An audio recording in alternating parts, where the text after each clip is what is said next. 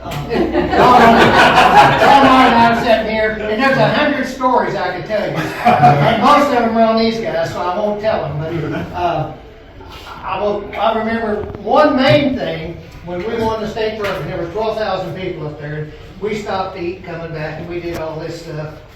We got back in town. It was what, midnight? Yeah. The starters were with me at midnight, so we went to the stop sign up here, and I said, "Do you guys want to kind of hot dog us a little bit?" Of course, you know those guys. Yeah, let's hot dog. So we started driving through town. This is midnight, honking and honking, and then we went 5 in my car and 5 in the car behind me, 5 in the car behind you. So the guys behind us were all honking. We ended up, they estimated there were 200 cars following us around honking. The cops had the lights going and all this stuff. So I thought, you know, this is really not bad. I kind of like doing it. Anyway, I appreciate all these young guys. They were young, and I did a lot of yelling. And I mean, I came here when I was 25 years old. And I did a lot of yelling, but a lot of it was deserved. But anyway, great group of guys. They would jack around out in the parking lot, but when it came time to go to the gymnasium, I mean, they would get after it. And we did. I don't know if you remember, we won the finals of our district, 101 to 50. Yeah, The finals. They were that good. I tell people that, and my wife will tell you, we talk about this a lot up there, and they can't believe you could win the finals of the district. We played Pacific, and I talked to the Pacific coach. We had beaten them fairly bad earlier. Anyway, last words he said to me, "I'll tell you one thing, coach, you won't run us out of the gym, we'll give you all you want." And all this stuff. Next time I looked up, it's 17 to 2. I believe we're going to be okay. And I don't know if I've ever told these guys, but I appreciate what they did.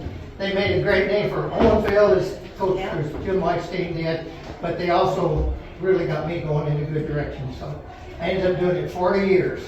So started when I was 4 years old. I just want the players to know this, and fans too, but and I would include Bo Decker in that too. But great kids, and we had big fun. And they'll tell you, I really got home to them. And Chuck Elam, my first year here. I can verify that. I will tell you, my first year here, with our third practice, they had gone 1-26 the year before. Yeah. And somebody told me the game they won was far from, I don't know. I talked to Jerry Spurgeon, who was my point guard, and I said, "How in the world did you guys lose 26 games? I mean, I thought we were pretty good, but I don't know how they did that." And then the first year they went from 1 win to 21, so I thought, I believe we're going to be okay. Coach Jim, we run East, man. I got my whistle in the car, nigga. Got my whistle on the black line. I used to say that once in a while. I used to tell them there's only one way to get in shape, and that's running. I mean, sometimes, I don't know where we did it, but we would press the whole game, and you have to be in shape to do that. So.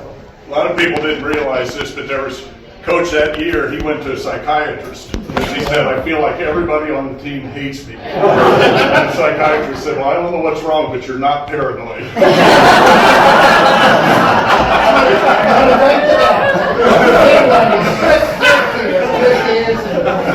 She believes that. Anyway, I want to, because I don't know if we'll ever see each other again, or I come down once in a while and play golf with Lefty and Catmire and Coach and Mike Garlock, but I just want everybody to know that it was good for me. I was a young kid just out of college, and it was so much fun, and these kids were so good. And they said, and they, BS, but boy, we got on the court. Nobody wanted, I would tell you for a fact, nobody wanted to play us. We had heard, New Haven was decent that year, and I said I wouldn't come to all these, I hope I don't break down here, but we had New Haven who was decent that year. We had did 62-12 at halftime. One of their starters came and said, "Coach, please start your starters the second half." And I said, "It's 62. I can't play these guys the second half. It's 62-12. Well, they said, "If you don't start your starters, you'll embarrass us." I thought, if I'm 62, just throw behind. You start a couple all-staters when you're ahead 50 points in halftime. Anyway, I just want to Tom organized all this stuff too. Yeah,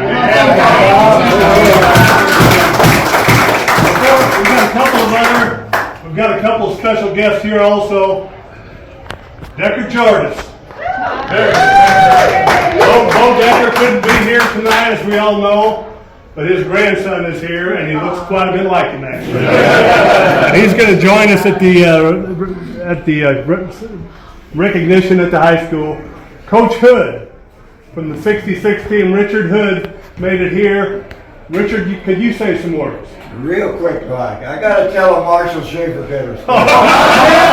Yes. I wouldn't tell Jim because he's here. Marshall liked gooseberry pie. Well, I said, Marshall, they've got the best gooseberry pie down here in this hotel that you've ever tasted. He said, well, I've got to have some. Well, I put them all to bed. You know how it is, Coach. You put them all to bed, hopefully. Those are some of the stories I didn't tell. So anyhow, I decided about 2 a.m. that I needed my gooseberry pie.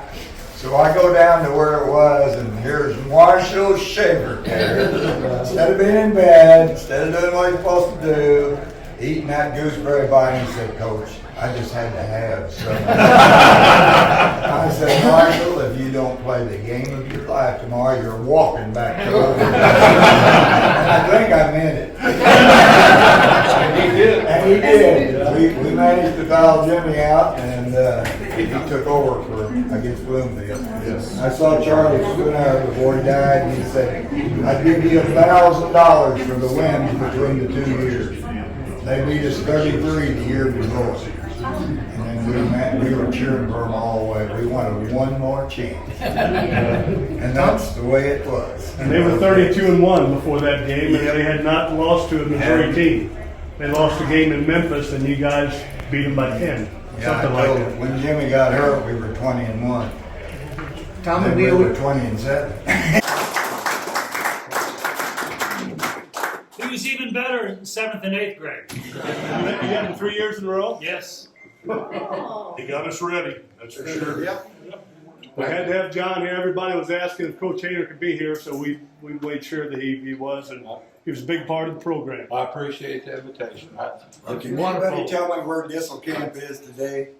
Haley Disselkamp, where is She she? works for Missouri State, she's on their staff, the Okay, women's well, I staff. was She's there trying in to locate her. Springfield. She rewrote the book in Missouri. Yeah. Yeah.